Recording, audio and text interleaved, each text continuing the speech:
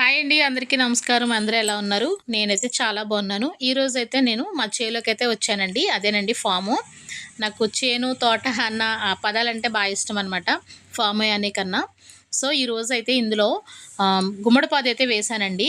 గుమ్మడి పాదు, ఆనపకాయ పాదు, చిక్కుడు పాదు ఇవైతే వేశాను. ఇప్పుడైతే మనకి హార్వెస్టింగ్ టైం అనమాట. గుమ్మడికాయలైతే హార్వెస్ట్ చేస్తున్నాం. అదేండి కోస్తున్నాను. అవి కోయడానికి ఈరోజైతే తోటలోకొచ్చాము. ఎందుకంటే, ఈ తోట చుట్టుపక్కల కూడా చాలా కోతులనేవి మొత్తం పాడు చేసేస్తున్నాయి. అందుకని ఇప్పుడు కాయలైతే మొత్తం కోసేస్తున్నానండి. అయితే ఫస్ట్ టైం కోస్తున్నాను. చాలా కాయలైతే వచ్చినాయి. ఇక్కడ చూడండి, ఆనపకాయ అయితే నేను పాదు వేశానని చెప్పాను కదా! కాయ మాత్రము డిప్పకాయలా వచ్చిందండి. నిజంగా చూస్తే నవ్వొచ్చింది నాకు.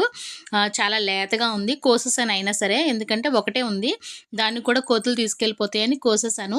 ఇక్కడైతే చిక్కుడు పాదు కనిపిస్తుంది చూస్తున్నారు కదా! నాకైతే చిక్కుడు పాదులు, ఇలా పాదులు పెట్టుకోవడం అంటే చాలా ఇష్టం అనమాట.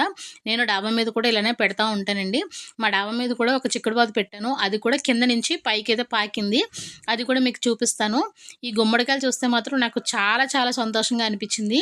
ఎందుకంటే మన చేతులతో మనం పెంచిన కాయ మనం తినడం అంటే అది చాలా ఆరోగ్యమైన వంటకం అవుతుంది. ఎందుకంటే వీటికి పిండిలు కానీ, ఎటువంటి ఎరువులు కానీ వేయలేదు. కేవలము మా చేలో ఉన్న ఆ కోళ్ళ నుంచి వచ్చిన పెంట మాత్రమే ఆ చెట్టు మొదట్లో అయితే వేయడం జరిగిందండి. దాని ద్వారానే వాటికి బలమైతే వెళ్ళింది. ఇప్పుడైతే కాయలని కోసేసామన్నమాట.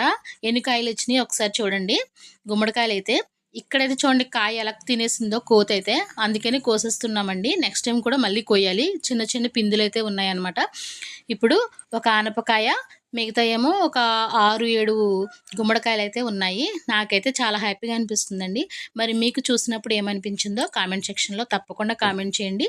అలాగే నా వీడియో నచ్చితే ప్లీజ్ సపోర్ట్ చేయండి. అలాగే మన ఛానల్ ఎవరైనా కొత్తవారు చూస్తున్నట్లయితే ప్లీజ్ లైక్ చేయండి, షేర్ చేయండి, సబ్స్క్రైబ్ చేసుకోండి. మరిన్ని మంచి వీడియోతో మీ ముందుంటాను. అంతవరకు థ్యాంక్ యూ సో మచ్. మీ సీతు.